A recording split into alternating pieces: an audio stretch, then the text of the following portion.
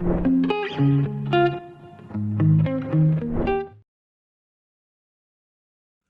my name is Yash, and in this video, I will communicate with you about how you can communicate with others at home and at work better, particularly if you are a software engineer in year 1, 2, or 3 of your career. We'll cover 3 topics. 1, why is communication important for your career growth? 2, how can you communicate better? And 3, a checklist that you can use right after this video. Why is this video going to be slightly different? Because what we'll try to do is take a logical explanation that sticks with you, regardless of the many frameworks that exist, that is underlying the frameworks. And 2, we'll take examples that hopefully you can relate to. Let's dive into it. Let's talk about why communication is so important for your career growth.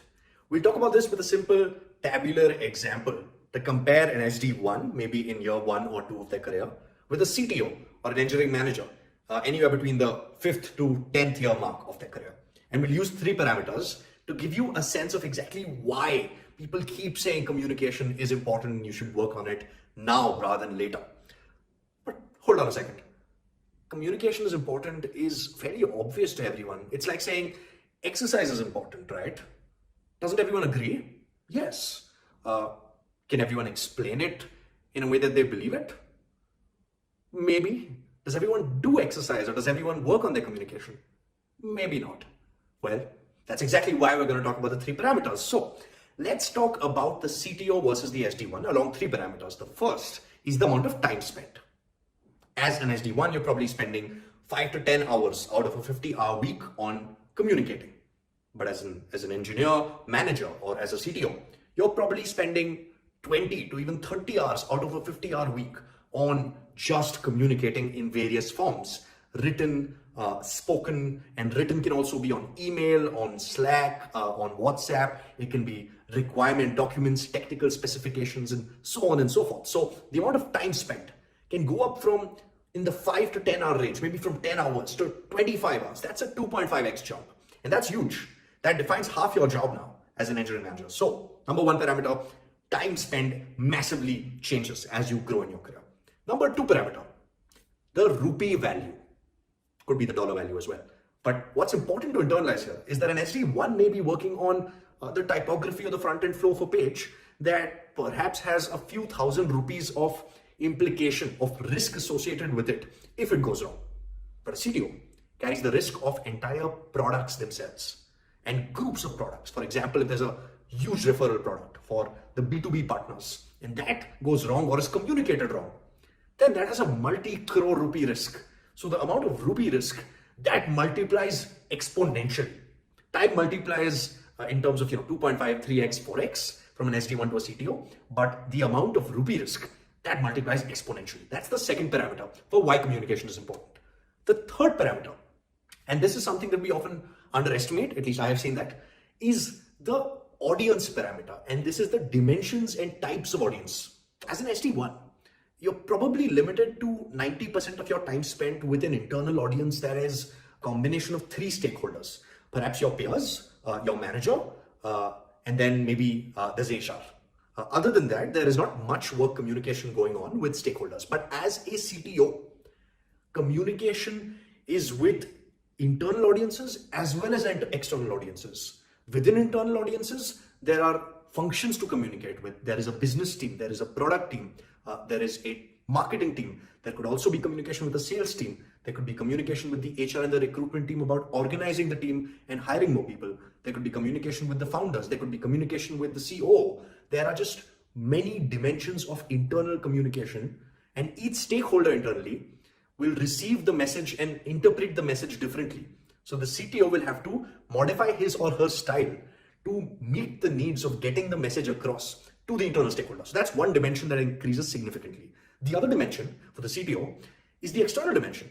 He or she may have to actually talk to the board of the company or a bunch of users or write a blog on LinkedIn about the company. And so the degree of external interactions and audiences changes and magnifies. So does the degree and number of internal audiences. To summarize, the third variable is audience. As an SD1, your audience is limited, but as a CTO, your audience is exponential, internal and external. So you need to be able to modify your style, which is why those 3 variables show that as an engineer in your early career, the time spent is low, the rupee value is low, the audience is also limited. But as a CTO, the time spent is massive. From 10 hours, you go to 25 hours. The rupee value goes from a few thousand rupees to crores of rupees. And the audiences go from 3 or 4 stakeholders to maybe 15 or 20 stakeholders. And so communication becomes really important, which is why if you look at the skill of communication and how most leaders see it, you plot on the x-axis years of experience, on the y-axis communication skill, and most believe that the graph should always flow upward. What changes, however, is the nuance of the gradient. If you're working in a context which is slightly more multicultural, like you're working in a B2B SaaS tech startup with clients in the US, then the gradient may be sharper. Because as a manager, you may already have to be very, very clear and crisp in your communication. Whereas if you're working in a more local context, the gradient may be flatter. Regardless, the gradient is always upward. And because time, rupee value, and audiences magnify as you grow in your career, communication is really important. And that's something you should internalize right now. So maybe now you can explain why exercise is important. So how can you communicate better? Maybe you should be more polite. Maybe you should use flowery language. Maybe you should speak really fast. Maybe you should work on your pitch, tone, clarity, pace, amplitude, diction. Maybe you should just follow that amazing picture on Google search, which was some Harvard-esque method of communicating better. All of that may be right and all of that may be wrong. What I'm going to tell you is the underlying logic, which if you understand and use, no matter what framework you use, you'll be fine. And that logic is the following. Perfect communication is equal to message intended is equal to message sent is equal to message delivered with the least number of words or energy possible. Let me repeat. Message intended is equal to message sent is equal to message delivered. How often is this equation really true? Most times you'll notice that you had some other intention in mind. The message came out in a certain way and the message was interpreted and received in a certain way. The biggest problem with communication is the loss of meaning at every stage, from thought to delivery to the recipient taking it in. And that loss of meaning is exactly like in any physics construct, you have loss of energy from different stages. So if you solve to keep that chain tight, and you'll never get to 100%, maybe you'll get to 70, 80, 90%, you'll be fine with whichever framework you use. So that's the golden equation to remember. Now, how specifically can you understand this and use it on a day-to-day? Let's take an example, a not so good example, a good example. If you're an SD1 working on a certain product feature and that's delayed, then the not so good example is you send the message to your product manager saying, hey, listen, this is delayed. It'll take 2 more days. And then the product manager asks you why. And then you explain, oh, listen, the API integration didn't happen so smoothly. And then the product manager asks you, hey, have you looked at other techniques or other kinds of tools to integrate with? And then you'll say, hey, we looked at this, but then it's still not very, very easy. And, we think this is still the best one, so it'll take 2 more days. And they'll be like, okay, are there other dependent tasks that I should inform others about that depend on your completion of this? And they'll be like, yeah, let's inform this other team about, the design piece they're building, and that'll have to delay a little bit. And then they'll be like, okay. So you went through 4 loops of communication to explain why there would be a certain delay. Now that gets the job done, but it's too many loops and it's not very comfortable as an experience for you or the product manager. On the other hand, a good example is the following. You can already anticipate and solve for what the message received should be. So for example, if the message received should be the product manager understanding why there is a delay, by how long there'll be a delay, 2 days, who else is affected by the delay, how he can therefore plan better, and what are the things you are already doing to make sure there are no further delays, then we're fine. So the good example is when you say, hey, listen, there's a 2-day delay because the API integration is not going well. We've looked at many other API options. This is the best one. As a result of this, there may be the design team whose work can be 2-day more affected. And so we should inform them right now. Alternatively, to make sure that there is no further delay, we have a backup as well in case this one doesn't work and 2 engineers are working in parallel so that no matter what happens by 2 days, things go live. If you have any inputs, please let us know.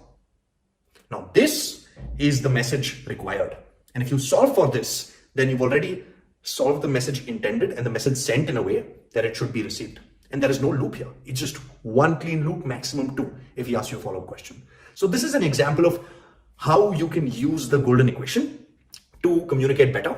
I will also share one more, what I have discovered as a hack. Usually, if you are using verbal communication, you can use a combination of variables such as pitch, tone, pace, clarity, amplitude. Now, this is almost a set of tools to use. Your pitch is how high or how low you go. Your pace is how fast you go or how slow you go. Your tone can be different. It can be serious. It can be very, very funny. Clarity is about how well you're pronouncing the word so that it's clearly audible. And amplitude is, of course, how loud you are or how soft you are. And so if you play with these, because you have a default setting, it's like you're a thermometer or a tool. Each of us is and has a default setting. If you play with the verbals, then sometimes the message sent gets received better. And that loss of meaning is reduced. So let me summarize. How can you communicate better? We used a not so good example of multiple loops of communication and lack of clarity. And we used a single loop example of a good communication with the product manager where everything was said in one go in a very clear way. And this is an example of how, therefore, if you think about the three parts of the golden equation, you will communicate better no matter what tool or framework you use. Of course, the voice variables are an add-on. Feel free to use pitch, tone, clarity, pace, amplitude. Play with them, find your own style, and eventually you'll see that the more you intend is what exactly is sent, is what exactly is received. And over time, you'll get better and better. Let's recap. So far, we've talked about 2 topics out of the 3. Why is communication important? We've talked about 3 parameters. How, as you grow in your career, the amount of time you're communicating, the rupee value associated with your communication, as well as the amount and type of audiences that you have to communicate with. All of that grows, and therefore communication becomes more and more important as you grow. Number 2, we've talked about how you can communicate better. We've touched upon the golden equation, after which you can use any framework. And that equation is the message intended is equal to the message sent is equal to the message delivered. And number 3, we'll now cover in the last 30 seconds a checklist that you can use to communicate better starting right after this video. What is that checklist? 5 simple things. Remember the audience, the message you intend for them to receive, the medium you want to send it in, text, call. Make sure you spell check before you send it. And finally, make sure that you follow up after it has been received so that you make sure that they have understood what you wanted them to understand. If you do these 5 things and you do it consistently over time, your communication will start showing improvement day by day, year by year, and you'll see those gains that will then show up in ways where people start seeing you differently and in a better light. This video was just the tip of the iceberg in communication and soft skills content. If there are more topics you want us to cover or specific questions you have, please comment below. We'll definitely respond in our quest to make you the best engineer that you can be. Hi, my name is Yash and I am not a software engineer. And yet, this video is for software engineers. A little complex? Let me simplify. In my last year at Scalar Academy, having interacted with hundreds of engineers, CXOs, CTOs of tech startups, everyone says the same thing. The number 1 skill that engineers in year 1 and year 2 end up ignoring at the cost of their future growth is the skill set of soft skills. Now, I know the word soft skills seems a little wishy-washy and beyond the rules of logic. I will attempt to show you it's not. In this video, I will start with the most basic soft skill, the skill of giving feedback. I'll take a simple logical example and visualization so you can start using these tips right after the video. We'll cover 3 topics. 1, why is feedback important? 2, how can you start giving and receiving feedback? And 3, a checklist to start executing feedback right away after this video, tonight, tomorrow, whenever you have your next conversation with your manager. All right, so let's get into it. Why is feedback important? Well, you're software engineers, you know that when a product has to go from its MVP to its beta version, it's a continuous cycle of iterative user feedback. Facebook 10 years ago, very different from Facebook today. In some way, you are also a product and can apply the same principle of iterative feedback about yourself to become a better version again and again and again. A little bit theoretical, let's make it more concrete. On the x-axis, why don't we plot everything you know about yourself? On the y-axis, plot everything others know about you. 4 quadrants emerge, very simple, set of common knowns, set of common unknowns.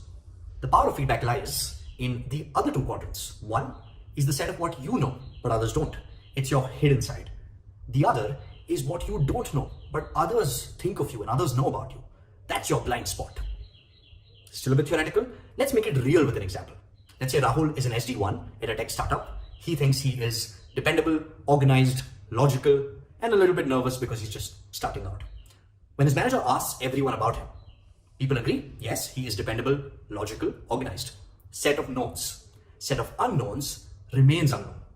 But Rahul knows about himself that he is nervous and others necessarily don't. That is his hidden side. Whereas others perceive this nervousness as Rahul being irritable, and that is his blind spot. Now, we've talked about user feedback for products, therefore for you, with a 2x2 axis and these 4 quadrants, and the quadrant of blind spot being important and your hidden side being very important. Now, why still is this really, really important? 3 very simple reasons. 1, you are ultimately the labels that get attached to you. Now, the human brain doesn't remember everything about everyone. It takes extraneous information out of the equation and remembers a simplified representation of another person with the most basic labels that come to mind. Think of someone you knew in college. You probably remember that they were intelligent, that they were a little bit lazy, they love food, and they were very stressed most of the time, especially before exams. That's all you remember. You may not remember why they were so stressed, exactly why they love food the way they did. And so you remember them as labels, your colleagues remember you as the labels of dependable, organized, logical, but irritable if you are Rahul. So labels are how people see you. That's number 1. Number 2, labels are sticky and they're difficult to wash off. They're like a stain on a white cloth with Surf Excel. It could be a good stain, it could be a bad stain. It's difficult to wash off. And the longer you let it stick, the more difficult it becomes. So people think of you as labels and they typically are sticky and difficult to wash off. That's number 2. Number 3, these are the labels that determine your future growth. Your skills and your hard skills and your tech skills are a necessary condition. But from the time you're allocated a project, to the time you change a job, to the time you become a CTO, the labels are what enable reference checks and people's perception of you. So it determines to a large extent how you grow and how people perceive and want to work with you. Therefore, in simple terms, why feedback is important is because at the end of the day, you need to get the data in a format where you can act on it, because if you have that data, then you can work on the labels that are associated with you, because labels are pervasive. That's how people see you. They are sticky. If not changed, they remain for long periods of time, and they impact your growth in ways that you often even don't know. Hence proven, feedback is important. Now let's talk about how to give and receive feedback. Again, there's a disclaimer, there's a 5-step process, 4-step process, 7-step process. There's a lot of frameworks if you Google this right now. What is important, however, to recognize is that behind this framework set that exists on the internet, there is a very simple logic to understand how to give and receive feedback. And then you can apply any framework you like. The logic is the following. At the heart of it, feedback is a type of conversation. As per some research papers, you probably have between 27 to 33 conversations per day. Most of these conversations are easy. They don't require preparation. Feedback, however, is a difficult conversation that requires you to prepare. So the question then becomes, in order to give and receive feedback, how do you prepare and run this conversation, which is more difficult than a conversation about how was your day? So how can you give and receive feedback in a way that you're well prepared? 3 broad elements of such a conversation to remember. Very, very intuitive. The first is a tell. The second is an ask. And the third is a co-creation of next steps. If you are able to do this in a conversation about giving or receiving feedback, you have most likely done well and will gain from it. If you don't do this well, you may not gain as much from it. It may just reduce the quality of the relationship that you have with the other person in a one-on-one feedback conversation. Now, let's make this a little more real.